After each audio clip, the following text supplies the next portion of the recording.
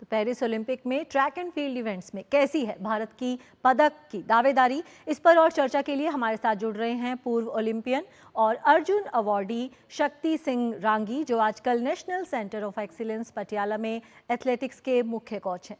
शक्ति जी, बहुत बहुत स्वागत है आपका। अगर हम बात करें एथलेटिक्स में जो भारत अपना 29 सदस्यों का दल भेज रहा है, किस तरह की उम्मीदें आपको हैं इस एथलेटिक्स कंटिंजेंट से?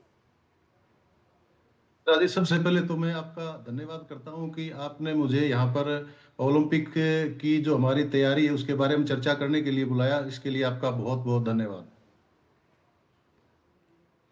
किस तरह की उम्मीदें हैं आपको एथलेटिक्स में जो भारत का 29 सदस्यों का दल जा रहा है? कैसे प्रदर्शन की आप उम्मीद कर रहे हैं पेरिस ओलंपिक में भारतीय एथलीटों से?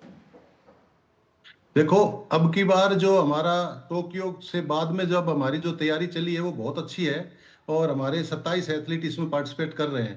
तो मुझे ऐसा है कि जो पिछली बार की जो हमारी परफॉर्मेंस थी जिसमें हमने एक गोल्ड मेडल लिया था, जी। उससे इस बार हमारी परफॉर्मेंस बेहतर रहेगी, क्योंकि हमारे जो 10 एथलीट ऐसे भी हैं जो फाइनल में जाएंगे और हमें उम्मीद है उनसे कि वो एशियन रिकॉर्ड या नेशनल रिकॉर्ड जरूर करेंगे और उनमें से ज़्यादातर खिलाड़ी हमारे फाइनल में पहुंचने की जो है वो कैपेसिटी रखते हैं। जी, और हम देखें जो सरकारी मदद की अगर बात करें, सबसे ज़्यादा जो ट्रेनिंग के लिए बेहतर से बेहतर कोच रखने के लिए जो सबसे ज़्यादा सरकार की तरफ से मदद दी गई है वो ट्रैक एंड फील्ड इवेंट्स के एथलीट्स को दी गई है। तो कितनी अहम भूमिका आप देखते हैं सरकार के प्रयासों की? देखिए, इसमें सरकार की तरफ से बहुत ज़्यादा हमें सपोर्ट मिली है एथलेटिक्स को और इसीलिए हमारा जो दल है वो हमारा दल भी सबसे बड़ा है। तो इसमें भारत सरकार ने स्पोर्ट्स अथॉरिटी ऑफ इंडिया, खेल मंत्रालय और हमारी स्पोर्ट्स अथॉरिटी ऑफ इंडिया की जो स्कीमें हैं और हमारे एथलेटिक्स फेडरेशन ने सभी ने मिलकर जो प्लान बनाई है वो बहुत अच्छी प्लान के तहत हमने जो है ना यहाँ ट्रेनिंग की है और उसी का ये नतीजा है कि आप ये देखिए कि हमारा दल ओलंपिक में सबसे ज़्यादा बड़ा दल है और हमें उनसे काफ़ी उम्मीद है कि हमारी जितना भी एथलीट हमारे गए हैं वो सारे के सारे बहुत अच्छा प्रदर्शन उसमें करेंगे, क्योंकि आजकल जो है ऐसा है कि ये क्वालिफाई करके जाते हैं। जी। कुछ क्वालिफाई तो होते हैं कि वो मतलब वर्ल्ड एथलेटिक्स की बॉडी करती है, कुछ मतलब उनके इंटरनेशनल कंपटीशन होते हैं, उनकी रैंकिंग के हिसाब से होती है। तो हमारे इनमें जो है ज़्यादातर एथलीट जो है वो क्वालिफाई करके गए हैं, अपना इंडिविजुअल क्वालिफाई। तो उसमें उनसे हमें ज़्यादा उम्मीद ये है। अब उसमें आप ये देखेंगे कि जैसे नीरज चोपड़ा है, किशोर जैना है, जी। ये हमारे 2 एथलीट ऐसे हैं कि जो जिनसे हमें मेडल की उम्मीद है। अभी इस टाइम पर जो अगर देखा जाए तो अगर किशोर जैना अपना एशियन गेम्स की परफॉर्मेंस का जी। अगर वो उसका कंपटीशन था, उस कंपटीशन के हिसाब से अगर वो थ्रो वहां करता है तो उसका भी चांस बनता है कि वो फाइनल में तो जाएगा ही जाएगा, मेडल के भी चांस हो जाते हैं। और बिल्कुल। नीरज जो है वो हमारा गोल्डन बॉय है और जी। उसके चांस हमें लगता है कि कंपटीशन के टाइम उसके जितने भी हम कंपटीशन देखते हैं जी। सभी कंपटीशनों में उसने आज तक बहुत अच्छा किया है। जब बिल्कुल। से उसने जूनियर वर्ल्ड से लेके ओलंपिक तक, जी, जूनियर गोल्डन बॉय वर्ल्ड का नीरज ले लो, चोपड़ा की ओलंपिक। आपने बात की। नीरज के बारे में ही आपसे और चर्चा करेंगे। एक नज़र डाल लेते हैं नीरज की उपलब्धियों पर, नीरज के प्रोफाइल पर। तो पेरिस ओलंपिक में star javelin thrower Neeraj Chopra एक बार फिर भारत के लिए पदक के सबसे प्रबल दावेदार हैं। सिर्फ मेडल ही नहीं, इस बार भी उनका टोक्यो ओलंपिक की तरह ही स्वर्ण पदक पर निशाना रहेगा। मौजूदा विश्व चैंपियन नीरज अगर पेरिस में स्वर्ण पदक जीतने में सफल रहे तो भारत ही नहीं, दुनिया के महान एथलीट्स की रिकॉर्ड बुक्स में अपना नाम दर्ज करा लेंगे।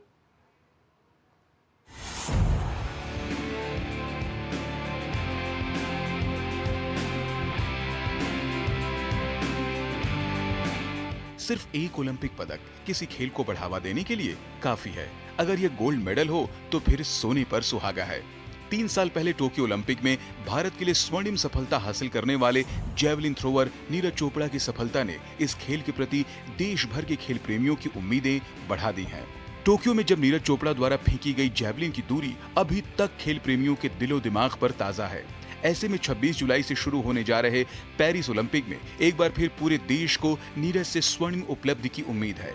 पिछले कुछ सालों में नीरज के प्रदर्शन के बाद पेरिस में उनका पदक तो पक्का नजर आ रहा है। नीरज पेरिस ओलंपिक में न केवल मौजूदा ओलंपिक चैंपियन बल्कि मौजूदा विश्व चैंपियन के रूप में भी उतरने जा रहे हैं। दुनिया भर में शायद ही कोई ऐसी प्रतियोगिता हो जिसमें नीरज पदक जीतने में सफल नहीं हुए हैं। हाल के समय में उन्होंने लंबी इंजरी ब्रेक के बाद वापसी की है और एक बार फिर देश के लिए पदक जीतने के लिए पूरी तरह से तैयार हैं। नीरज चोपड़ा ने अंतर्राष्ट्रीय स्तर पर साल 2016 से भारत का नाम रोशन करना शुरू कर दिया था। 19 साल की उम्र में नीरज ने भारत के लिए साउथ एशियाई खेलों में स्वर्ण पदक जीता। इसके बाद उन्होंने विश्व जूनियर चैंपियनशिप में स्वर्ण पदक जीतकर सभी को चौंका दिया। इसके बाद से नीरज चोपड़ा ने पीछे मुड़कर नहीं देखा और लगातार भारत के लिए बड़ी प्रतियोगिताओं में स्वर्ण पदक जीता। 2017 में एशियन चैंपियनशिप में स्वर्ण पदक अपने नाम किया। 2018 में गोल्ड कोस्ट में हुए राष्ट्रमंडल खेल और जकार्ता में हुए एशियाई खेलों में नीरज ने स्वर्ण पदक जीतने में सफलता पाई। उनके करियर में साल 2021 में सबसे बड़ा मोड़ लिया जब उन्होंने टोक्यो ओलंपिक में भारत के लिए इकलौता गोल्ड मेडल अपने नाम किया। वह भारत के लिए व्यक्तिगत गोल्ड मेडल वाले दूसरे एथलीट हैं। ऐतिहासिक स्वर्ण पदक के बाद चोपड़ा ने लगातार बेहतर प्रदर्शन किया। डायमंड लीग 2022 में उन्होंने गोल्ड जीता। वहीं इसी साल विश्व चैंपियनशिप 2022 में उन्हें रजत पदक हासिल हुआ। हालांकि एक साल बाद ही 2023 विश्व चैंपियनशिप में नीरज ने स्वर्ण पदक जीतकर एक बार फिर इतिहास रच दिया। मैं भीम चोपड़ा, नीरज चोपड़ा का अंकल।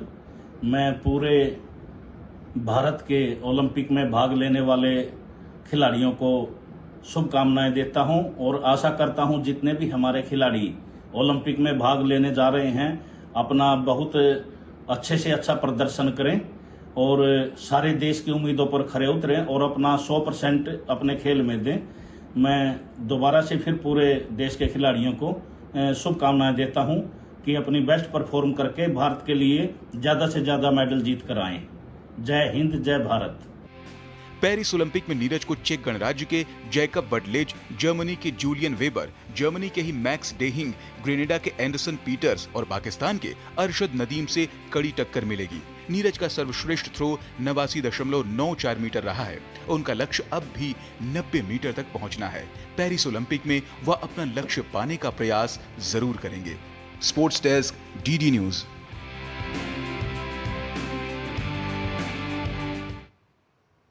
तो गोल्डन बॉय नीरज चोपड़ा से एक बार फिर स्वर्ण पदक की उम्मीद है। शक्ति सिंह रांगी जी हमारे साथ जुड़े हुए हैं। जी शक्ति जी, अगर हम नीरज चोपड़ा की बात करें, जिस तरह से एथलेटिक्स में उन्होंने भारत को पहला इंडिविजुअल स्वर्ण पदक दिलाया, लगता है कि भारत का जो पूरा एथलेटिक्स जगत है उसमें एक नई जान फूंक दी उन्होंने। तो कितना अहम आप मानते हैं नीरज के स्वर्ण पदक को, और उस स्वर्ण पदक के बाद इस ओलंपिक में, पेरिस ओलंपिक में क्या कुछ बदलेगा भारतीय एथलीट्स के लिए? तो चित्रा जी, ये तो मतलब बदल चुका है।